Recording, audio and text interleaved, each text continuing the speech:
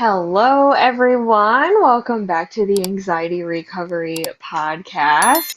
Today, I have a very special guest with me. He might look familiar to you if you've been a long time listener of the podcast. And so today, Dr. Ray Doktor and I are going to be speaking all about the fear of uncertainty. And so many people I work with say, I can maybe handle anything that comes my way as long as I just know what's coming. But yet, uncertainty can really send the body into panic, overthinking, bracing, scanning, or even just clinging to familiar things to try to regain that control. So today I'm joined by Dr. Ray Doktor, a transformational coach. And in this conversation, we're going to explore why the nervous system often treats uncertainty as danger. And so let's just dive in. Welcome Are you back to the 100% podcast. certain? Are you 100% certain you want to go there? I am. I'm like, let's get into it. Can you share a little bit more about who you are and what you do for those who aren't familiar with your work, Dr. Ray Doctor? Well, I am a transformational coach, so I work with people, to help them in their life or relationships. I help them uh, peel back the onion to get to those hidden beliefs that maybe are blocking them and Mhm. creating like self-sabotage and fear and uncertainty. But for this conversation, what I want to share is that a big part of what I do with clients is help them really understand the structure of their consciousness.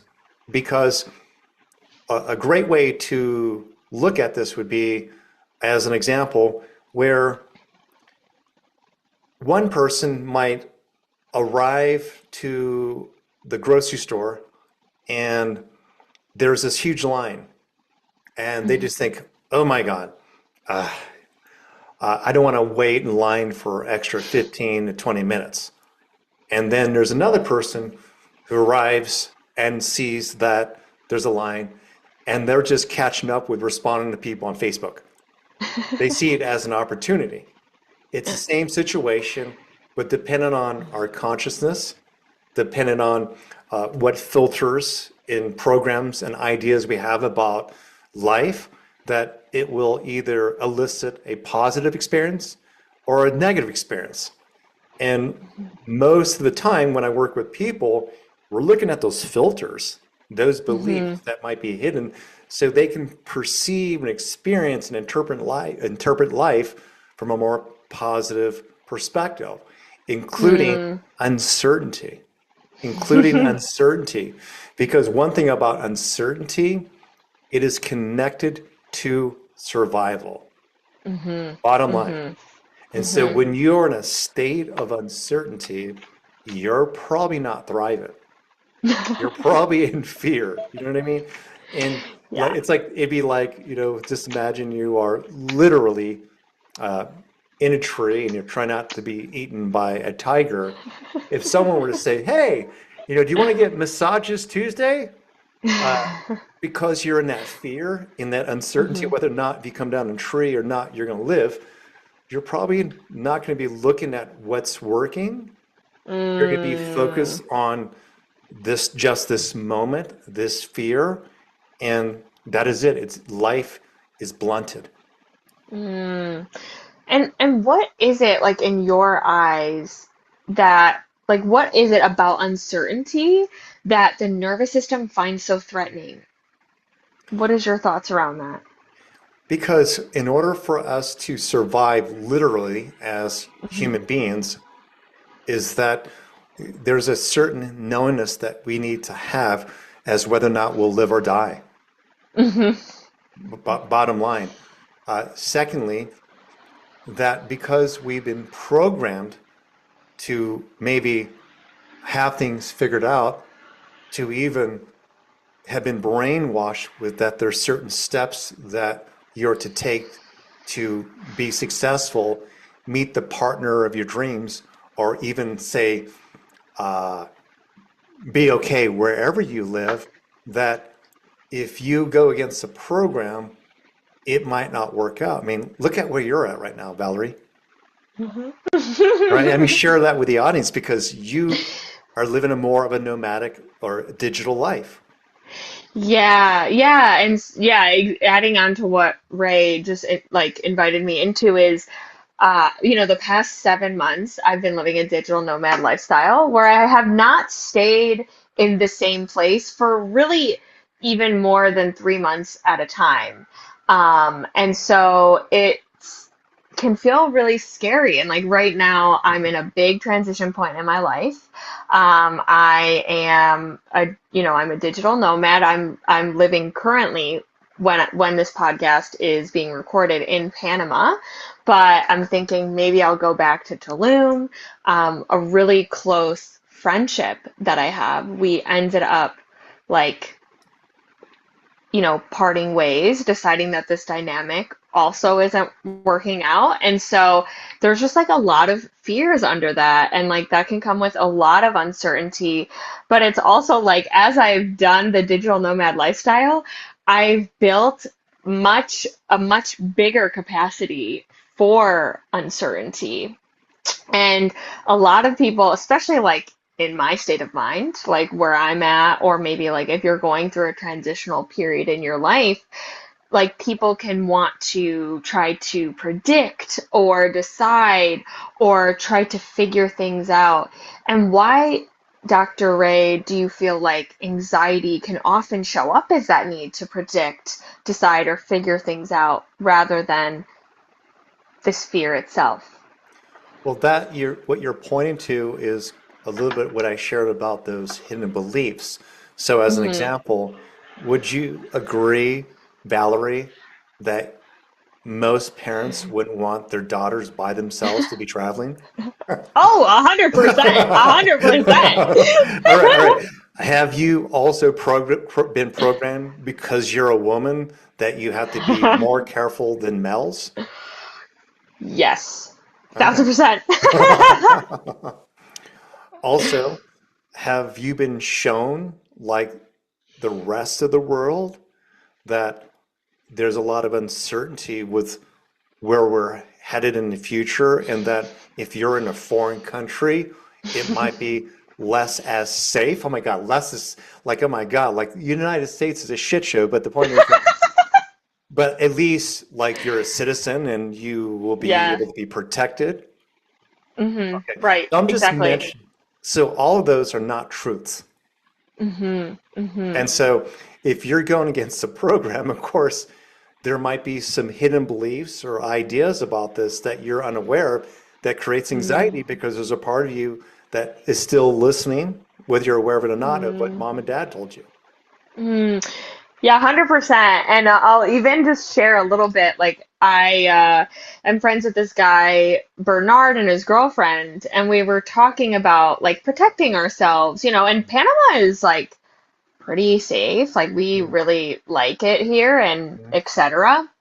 But he was talking about, he has this like baton. He's like from Canada. It's not legal there, but here he can carry this like baton. His Mhm. girlfriend can carry pepper spray. Mhm. And I just remember when we were talking about this, I just like carried a lot of fear. And that's like I think what has brought more uncertainty or fear thinking about like when I go to this new country, I will be alone or like without this friend. Mhm. So it definitely has amplified that fear, especially because like you said, with parents, etc., like my dad worked for the FBI and that used to be a really big fear of mine in college. I always had like pepper spray on me, like etc. Yeah, we were getting that. I would like to go a little bit deeper into like my spiritual beliefs about this. Hmm. Uh, and but before I go there, I want to kind of talk about the psychology of this, and that is all of us, whether we're aware of it or not, are immersed in the way that life works for us. Hmm. But what we're not really aware of is the, say, vulnerability that we really feel that is actually connected to, like, will we survive? Mhm. Will I Mhm. be supported? Could I Mhm. take care of myself? Um, Mhm. do I know who I can call for help? Um, will I lose control? Very important. Now, I know people watching this or listening to this are going, yes. So, like, when we approach change or a new direction in our life, such as you, Valerie, very quickly, this, our psyche goes through that quick window of all those ideas. And while Mhm. there could be some truth to that, it also might not be true for that individual. It is true Mhm. people get hurt. It's true that things don't work out. But Mhm. what if we can all be honest, all of us can say this. If we're honest, when that thing happened, was I truly in control? When I thought this one thing Mm. worked out, did I know it was going to work out? Like, if we really were Mm. really be accountable to think that we had it figured out, most of us would probably say, "Oh my God, I kind of was full of shit," or I was controlling things so much. To if I would have just let go, that it would have been so much easier. And if we can Mm. honestly arrive to that as much as possible, when we hit those moments where we're not sure, then maybe it can loosen up that grip of clinging. Mm. Because Mm. we are where we are right now, maybe with the idea that we had so much control when that's not 100% true at all. Mhm. Yeah, 100%. It's like that's a really great point. It's like even when things were going wrong, were you in control of that? No. Hmm. When things were going right, when Hmm. things were working out, was that even in your control? Most likely not really. So that's a very good point. And I know people listening to this are probably thinking, okay, that sounds really nice, Dr. Ray, to let go. But I'm terrified of letting go. I'm terrified of this uncertainty. Like Hmm. what would you say to that person? Well, this leads to, by the way, this is one of the reasons why I love talking to you because you always have a good response. Thank And you. you somewhat like plug me to say the next thing to make me sound smart. Love that. So it's not because I like to hear myself talk. So anyway, maybe a little bit. I'm just kidding. So this is a interesting, like there's a way to move literally through this. And I'll, I'll attempt to simplify this is if you continue to ask yourself what that really means, such as I'm afraid to move through uncertainty or I'm afraid of change, you could just easily ask yourself, how do you make that true for you? And then you would come up with a response. And then you would ask another question, is that 100% true? Well, if you Mm, probably didn't experience that or you have changed and you're honest, more than likely you would say that's still not true. In every mm, response that you would give to yourself, you would arrive to how much you really don't know. So, mm, and so with that, it's then what do you have a stronger belief in? I'm going to be mm, hurt. Why would you mm, have that belief? Then it's, well, because this and that.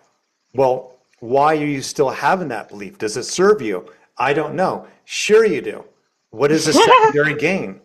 Why are you believing something more than the story of improving your life? It might be, well, then mm, I actually have to move into the fear. Such as with you, Valerie, you could have came up with so many excuses, such as, I'm not sure if I had the money. I'm not sure if the Wi-Fi will work. To, I'm not sure if I'll know people. I'm not sure if I'll be lonely. And you could have came up with a lot of excuses not to take this path, right? mhm, Right? mhm, And you could not. pre-plan it. You had ideas, like you could someone Mm-hmm. say, I'll make sure I have some money, make sure I have a couple of credit cards, whatever it is, just to kind of Mm-hmm. somewhat create a container so you somewhat feel safer. But you won't know until you throw yourself into it. And that's with every experience. 100%. That's with every boyfriend, girlfriend, job. You really don't fucking know. Mm, that is a great point. That is a great point. And even just adding on to your point within that, like when I started the journey of being a digital nomad in July, I went to Tulum, Mexico for 3 months. Hmm. But originally I was like, I don't know how it's going to turn out. Maybe it'll just be for a month. And I remember being so extremely terrified of making that jump. I was really, really scared. I left all my friends and family. I never lived outside of Ohio, where I was from. And of course, lots of people were like, you're going to get killed. You're crazy. It's so much more expensive. When in reality, it has been way less expensive living abroad than literally living in Ohio, for an example. Um, and so that is a very good point that everyone is going through uncertainty. And even now, I think if I'm being vulnerable, a part of me is really, really scared to my next place going alone because I've been with someone else. So there is that fear that is scared of that, of like, what if I don't meet enough people? Or like, yeah, what if I do get hurt or there's an Can I do this? emergency? Yes, Can I do this? please. Okay, so let's actually Yes. are you open to like do like some simple coaching in real time? Yeah, yeah, yeah, yeah. Okay, That's why so I brought it up. Because what, you're for like, free Valerie, coaching? no, no, no, because you're like, Valerie, I'm going to school you. And because I know someone's listening to this and they are, I'm sure, going through some sort of uncertainty and they're like, I want Ray to talk me through it. Or, yeah. Okay, so first off, I'm going to have you close your eyes for a moment. Okay. Okay. So once again, tell me the first reason why you have some fear.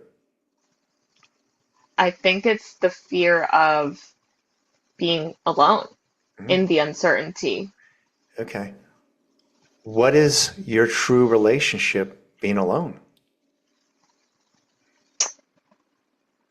That's a very mixed bag. Hmm. I think to young parts of me, that relationship has been terrifying, like being left alone. Hmm. Um, but if I answer from my true adult self, very liberating. Hmm. Well, what actually does it mean to be alone? I think this is like the fear part. Hmm. It's like I'll be left alone with the emotion. Hmm. And if you are afraid to be left alone with your emotions in which you have control over, why would you not be by yourself with good emotions? That is also fair.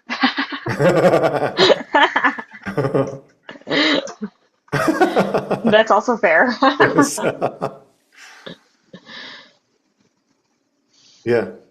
See, that pause is that space. That's the learning. Hmm. Whether we get that on this call or not, that's that Hmm. juicy space. Hmm. Okay. I'll go even further with that. Hmm. You said you're traveling with somebody, and you Hmm. know that sometimes people are dating or traveling together and they Hmm. still feel alone. Mm, that's fair. Yes. Yeah, Yeah. that's So, true. yeah. So, what is it about this moment of being alone that is different with the person you were traveling with to the idea of being alone and being content to who you are Mm, and expanding to, mhm, because you just said things are going pretty well. mm, Why would you think that just because someone physically left, mhm, that your path, who you are, what you are to learn and become, wouldn't be just as fucking amazing? mm. Yeah, that's a very good point. Yeah, I can really feel into that. I Yes. can definitely feel into that a lot more. Yeah. And I think it's like when I think about my digital nomad journey, I was still terrified of being alone, and I was still like when I left. Um, but I just remember like the freedom of like really loving living abroad and loving traveling and loving like these new experiences that I've never gotten to have. Yeah. Um, and it's like, yeah, I didn't think when I left Ohio, like I thought, oh my God, like what if I'm not okay? And it's been very liberating to experience the opposite. So it's like, oh, if I thought I wasn't okay, it wasn't going to be okay, but I still was okay. It's like, what if I can still apply that to also this situation as well? Yes. Stay with that for a moment. And I want to take you somewhere else. And that is, it might not be true for you, but I have a feeling it could be. And that is this: to be alone in your decisions by it not working out, by you being alone with the thoughts and challenges because whoever said that it wasn't going to work out was right. To have a conversation for those who doubted you and it Mm-hmm. ended up not being to your expectation. How does that feel? Any of that true? It feels very empowering to think that, yeah, like a lot of, like all my family and friends were like, you're fucking crazy. Like, Yep. you're insane. And I So, think it was very empowering to be like, actually, this has been like the best decision for me. say that again It's been the best decision for me and again. to, yeah, yeah, it's been the best decision for me. And guess what? You did that somewhat alone, Mm-hmm. at least without your friends and family believing in you or supporting you, and you still did it. Mm-hmm. Mm-hmm. So, if you didn't need your friends and family, why do you need this travel companion? That is true. Yeah, That is true. you want to open your eyes now? Sure. Yeah. Yeah, that it's like that is very empowering. And I'm sure people listening to this are going through some sort of transition or uncertainty or breakup. And even like when it happened, when we decided this is no longer aligned, I just had this peace and surrender of, okay, there has been many times in my life where I've been with certain partners or certain people and felt like this person's going to stay in my life forever, or I want it to work out a certain way. And it's like looking back now, like, I'm so glad it didn't work out that way. And it's like, what if that could ring true this time? Hmm. Yeah. Absolutely. Well, two things. One is that you remember I left Ashland to move to Hmm. Asheville, and it wasn't just with myself, it was Hmm. also with two families. So Wow. my partner she uprooted from her community Hmm. and other things that were, say, going well for her to Mm. take this chance with becoming a blended family and establishing ourselves here. And so Mm. she was getting hit with a lot of doubt and similar Hmm. conversations. Mm. Not a lot of people would challenge me, but there was a lot of conversations that she felt in me coming from like projections, and it was fear, and Mm. it was the idea of uncertainty about her part, and it was this. It was that if I moved my son and I to this location and we didn't like it, no matter what, I know for sure I would make it work anyway. I would figure it out. Mhm. But here, she was established in a certain area, had community there, and maybe not this, she was in the same financial place or whatever Mm. you want to call it. And so I didn't want to take on the responsibility if it did not work for her. But Mm. because she does take personal responsibility, and that's probably one of the biggest reasons why I'm with her, is she said, I'm a grown woman. I'm not this bailing off. She went through her own process and conversations. And Mhm. and so that, the uncertainty I had in that moment was like, I have to control her well-being. I'm responsible for how Mm. she's gonna feel if it doesn't work out, rather than let Mm. go and just trust God or like, Mhm. it wasn't like I was forcing her. It was that we were Mm. having conversations about this. But there was some Mhm. underlying part of me like feeling responsible for her. And of course, that was for me to look at because I Mm. overextend myself. I will Mm. try to take care of people and things on an emotional level that's not my responsibility. Mm. How did you personally work through that pattern? Or like if you are doing that currently, like what have been some things you've been shifting in Well, regards to that pattern?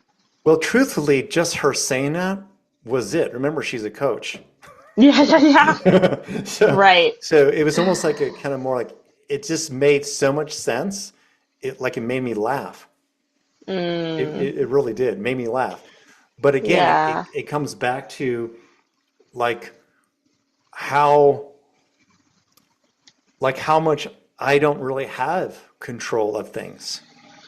It was surrendering to that what I just brought up in this conversation with you that we really don't have control over a lot of things. There's Mhm. control in the universe and spirit and whatever you want to call it. And yes, you can be an influence to that change. You can make that Mhm. decision, but there's so many different factors that will make that work out. I'll give you an Mm. example. When I moved from California to Ashland, I brought my son Max with me. And Mhm. Max was with me already full time. And it was Mhm. during the pandemic. It was stressful. And I didn't Mhm. want to raise Max in that environment. Yeah. So his mother, it's interesting is how I was like, how do I approach her with telling her I want to move out of the state? Mhm. Well, we developed a level of trust because she knows I would commit to my word, such as flying back and forth. Uh-huh. But when I was, attempting to approach this conversation, she got pregnant by her current partner. And Oh. by her having that baby, she had a new child. Her Mhm. responsibilities, her heart changed. Not that she like no longer loved Max, but it's more Of like it course. actually made it easier for her to say yes. Mm. Because here she was kind of starting all Mm. over her own family, like a new Mhm. beginning. And she was happy. Mhm. And she was happy for Max and I. And then eventually, Mm. she moved out there like a year Mm. later. But Oh. like that's like one of those things like I had no idea that was going to happen. I had no idea how much that like help her let go of Max to Mm. really accept what was in front of her because he was seeing her every other weekend anyway. So Mm. and that's an Yeah. example of like God works in mysterious ways. Yeah. Yeah, that's big. Yeah. Yeah, and well, that's big.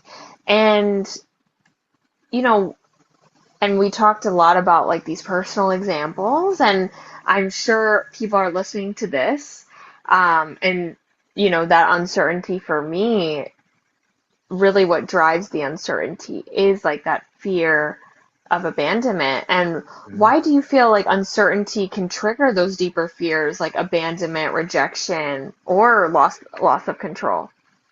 Because the idea that we have control, you get rid of that idea, then the other thoughts can't really exist. I Mm-hmm. imagine some people might be thinking like, huh, like how'd this happen? Did he leave his wife? Blah, blah, blah. And I realize that just what I just said, there's not like context. And Mm-hmm. I'll share this because it's the ultimate uncertainty. So Mm-hmm. Max was already 5.5 months old when he arrived in my life. I wasn't part of the pregnancy. I wasn't aware of it. And Mm-hmm. so when he arrived, could you imagine the utter shock and uncertainty? I was thinking that when I invited you on the podcast because we've talked Really? about this before. Yeah, because we've talked about this before on other podcasts Yeah. about the shock of that. And it's like, hmm yeah, I can't even imagine hmm the shock, the surprise, and the uncertainty there as well. hmm Yes. So, well, the idea, if I were to be thinking like the typical bachelor type of guy who is playing in an 80s parody band, yeah, I also do music and was playing like 4 to 6 times a month in a band. I was being the character called Dr. Ray. And then all of a sudden I was a father that I remember that before Max moved in with me full time was I started talking more about the finances. I started talking about like how am I going to do this?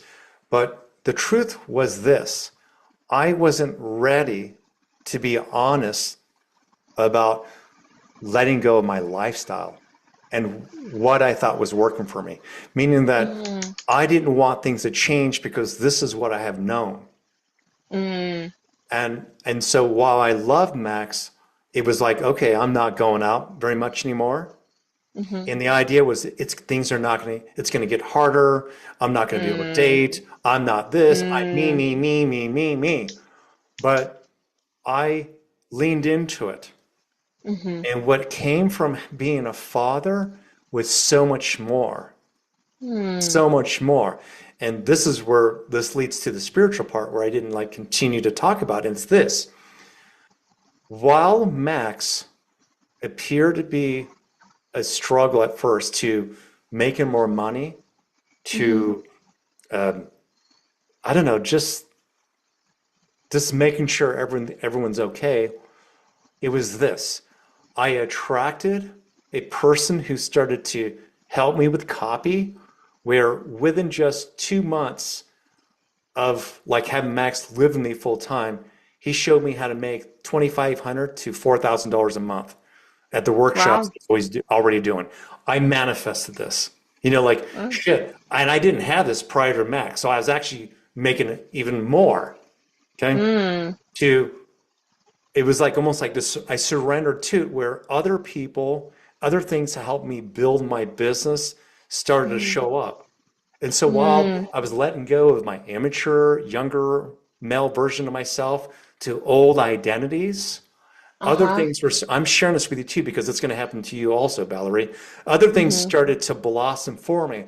And this is what I mm, learned. Whatever shows up, it is actually what we need. We might mhm, not think we want it. We might think that mhm, we have a different preference.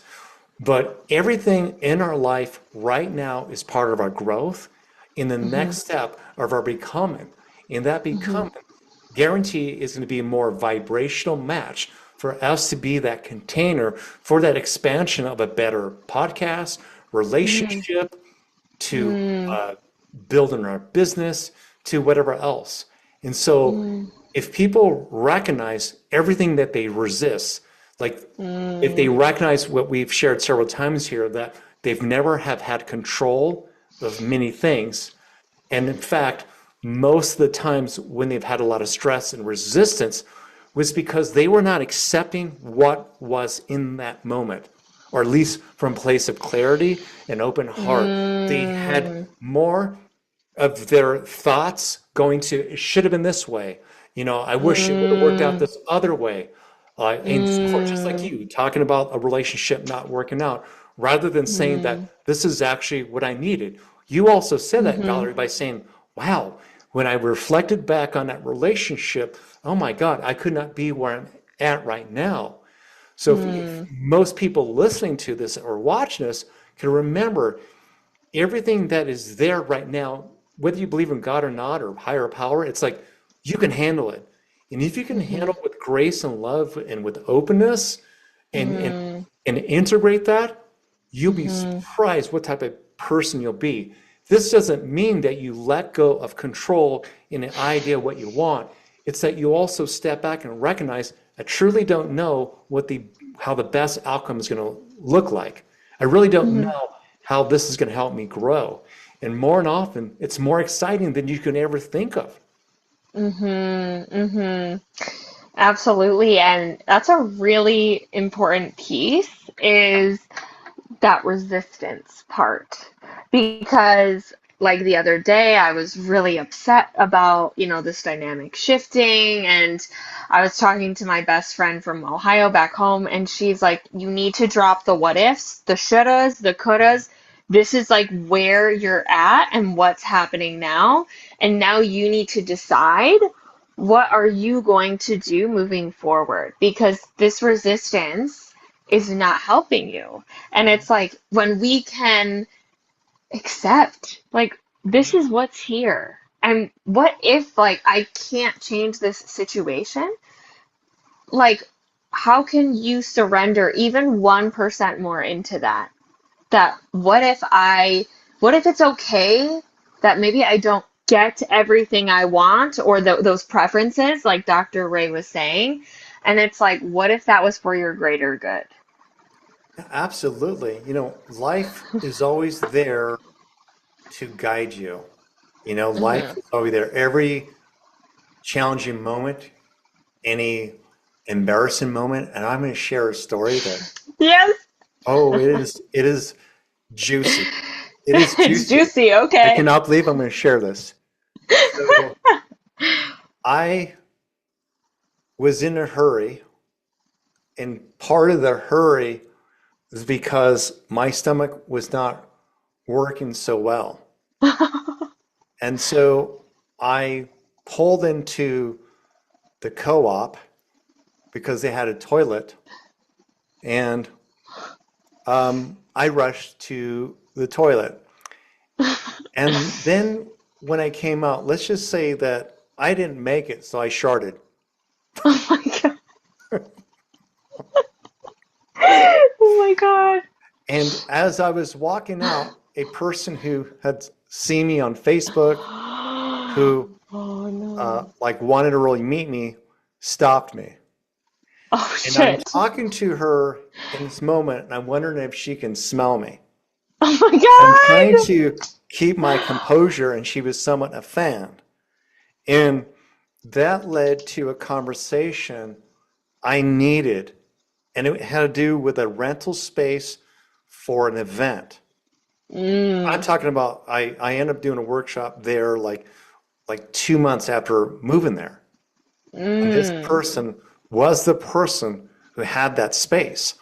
So here in Wow. this difficult moment, the most embarrassing moment that pulled me off the road into the parking lot, running into the Yeah. toilet and having a mishap led to a beautiful moment and connection. And Wow. yeah, that's it's like so, you Talk know, about the universe working for you, eh? yeah, it was not a shitty experience after all, emotionally and spiritually.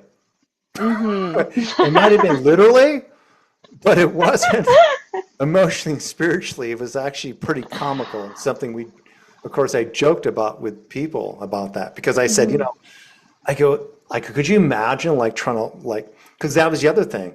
It was where I recognized that I wanted to be on and I wanted a person to Mm. feel like I was accessible because I think I'm a friendly guy. And Hmm. here I was somewhat keeping my distance for a reason. And I was Yeah. like thinking, God, like, and that like was, there's another learning that, like, how Hmm. can I accept myself in this really vulnerable moment? How can I Mm. accept like just where I'm at? Like, how could I Mm. accept the fact that I feel moisture in my underwear? Oh my God. This is hilarious. I really hope people can like really tune into this humor and like really how things are working out for you, even when they literally do not look like it. So, oh my God. I love that. And like what does it look like to build tolerance for this uncertainty rather than trying to eliminate it in our day-to-day life? Wear two pairs of underwear. Oh my God. You're like, that's step one. Okay, that's step one. Well, it's actually with the life philosophy. So in my book, All It Takes Is One, Drop Your One Big Hidden Belief and Master Your Life, there's many different processes in there where I break down like how you've come to believe about relationships, sexuality, success, to even maybe prior trauma, the education you received in that collective narrative. And in that, there are 5 questions I ask after reading these short little paragraphs. Because Mm, most of us think how we think is true. mm, Isn't that interesting? mm-hmm, mm-hmm, We actually think that this is the right way, mm-hmm, and none of us ever examine like whether or not that's true or not, or mm-hmm, whether or not that we can expand on that. mm-hmm, As an mm-hmm, example, death. mm-hmm, Most human mm-hmm, beings don't have a healthy relationship with death. mm-hmm, And so I have had 2 near-death experiences. mm, The greatest gift for that was that I don't have death anxiety. And mm-hmm, I also mm-hmm. know that we return to spirit. I saw it, I was there. Yeah, Okay. yeah, yeah, So yeah. if for me, and I want other people to put themselves in my shoes, for me, when I approach life, because I have such a strong belief in spirit, I Mm, recognize that I am spirit first. mm-hmm, I am mm-hmm, spirit first having a human experience.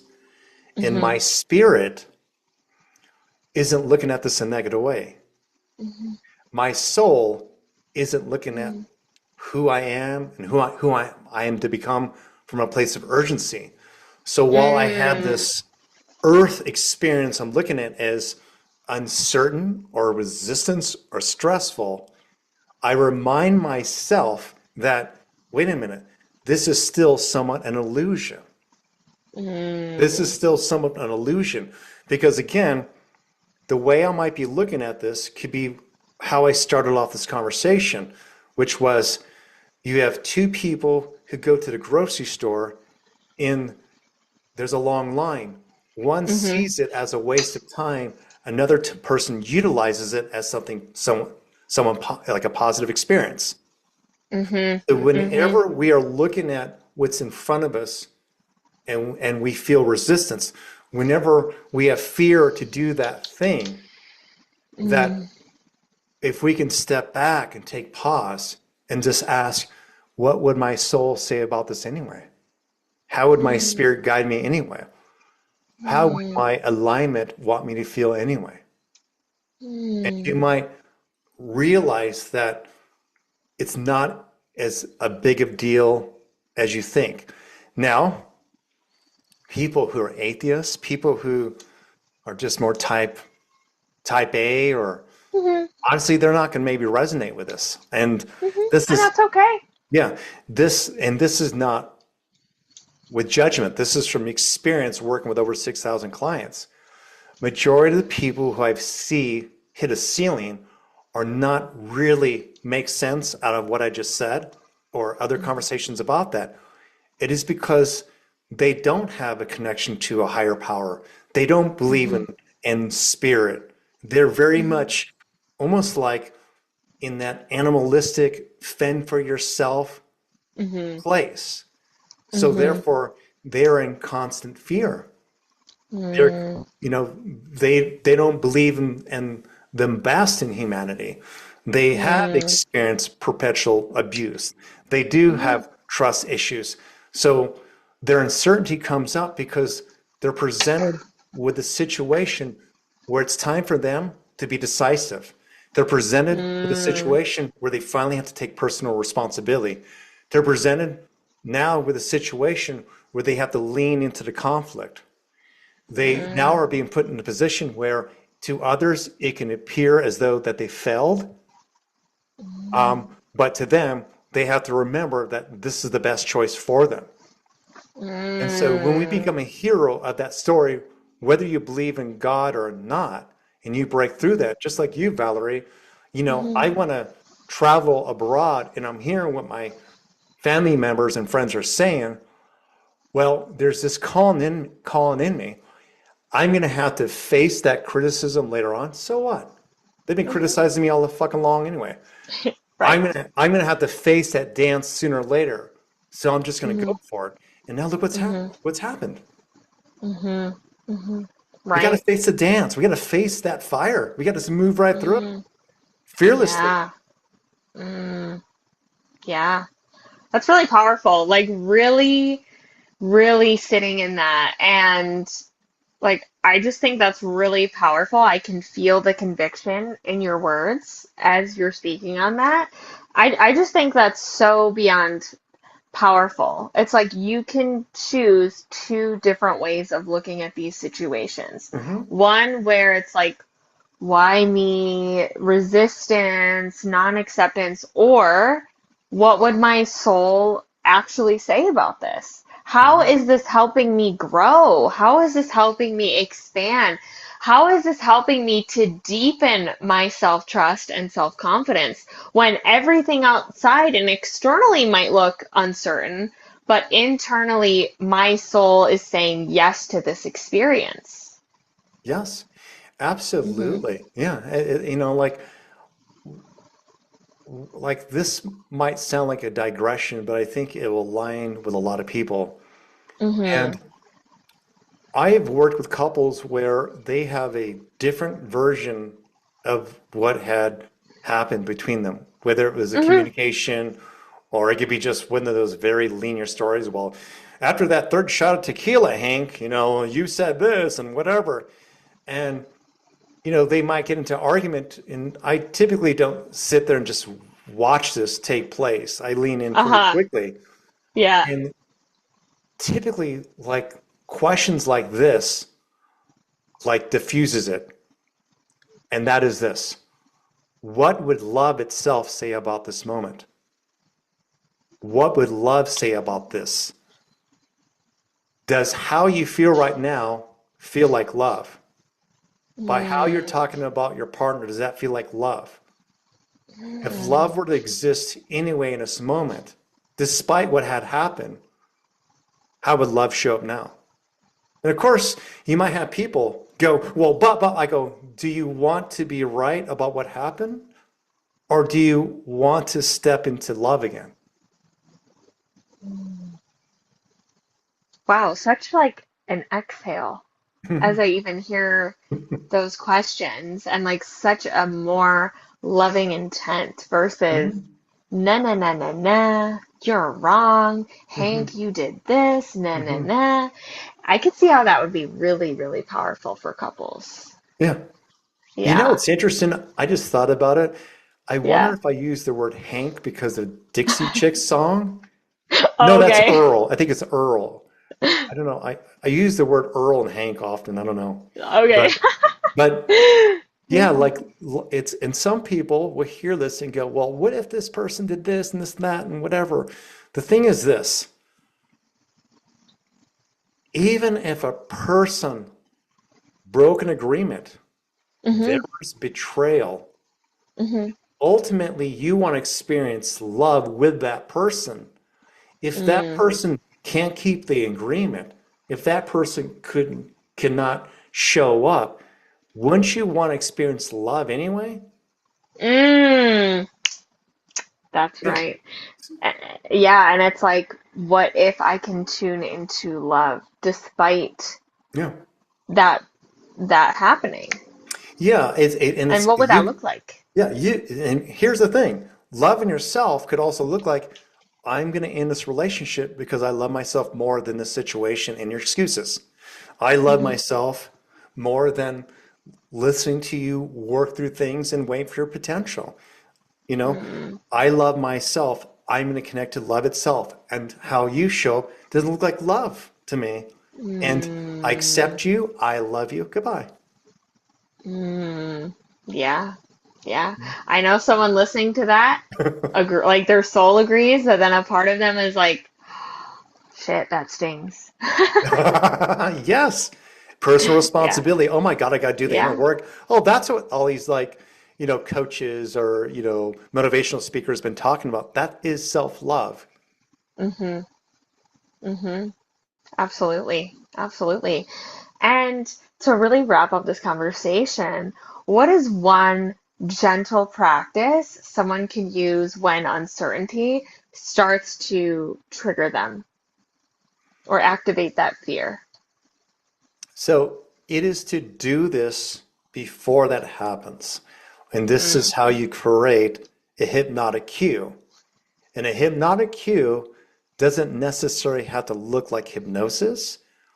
See it more as like a permission slip. As an example,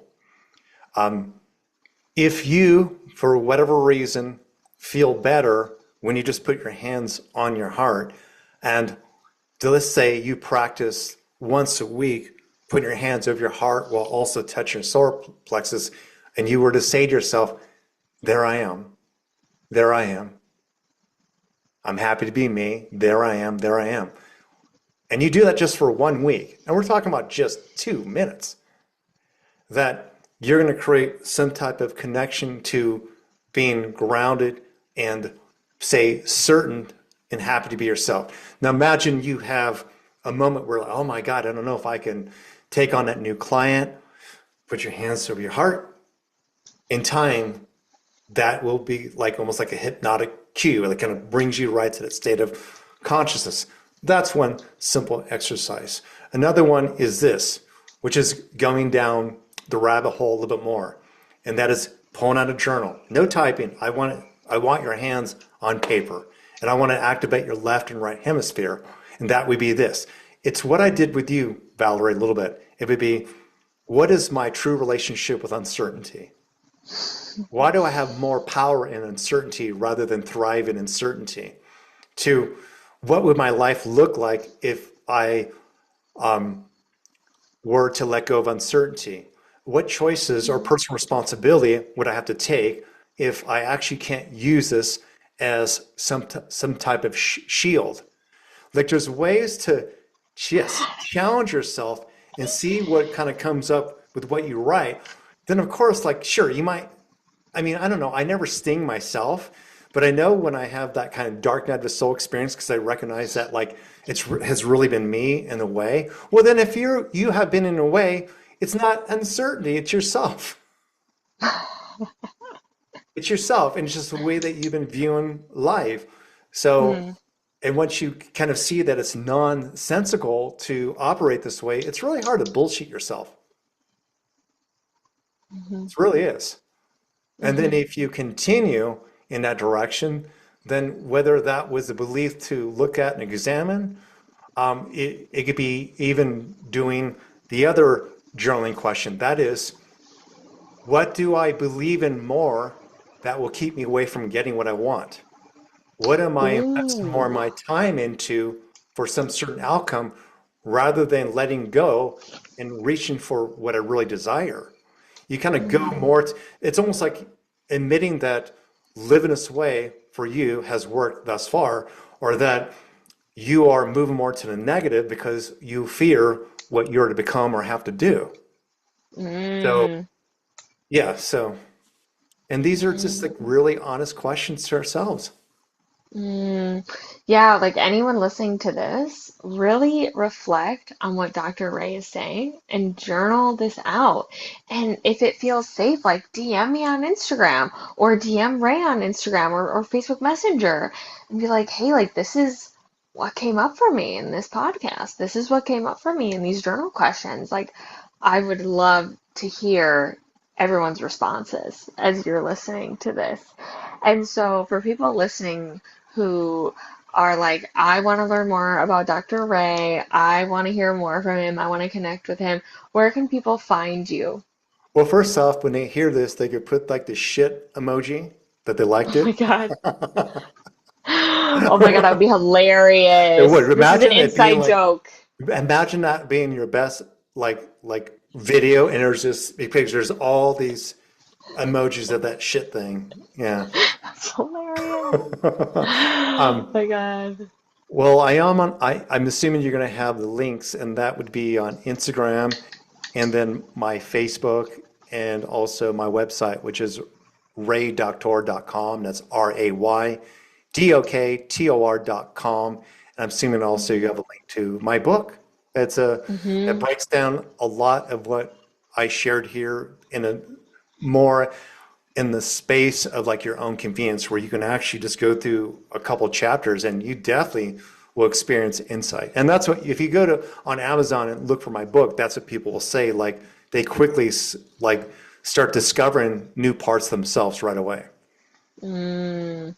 That's beautiful. Well, everyone check out Dr. Ray Doctor's book, his social media. We'll have it all in the show notes. And thank you so much again for being on the podcast. He has been on, Dr. Ray has been on a few other podcast episodes here, and they were amazing. So, highly recommend if you are on Spotify or on Apple Podcasts, you can just search in the Anxiety Recovery Podcast, Dr. Ray Doctor, and other episodes will show up, and I'll also leave that in the show notes here. So thank you so much for sharing your wisdom with us here today, Dr. Ray. It's been fun. Thank you.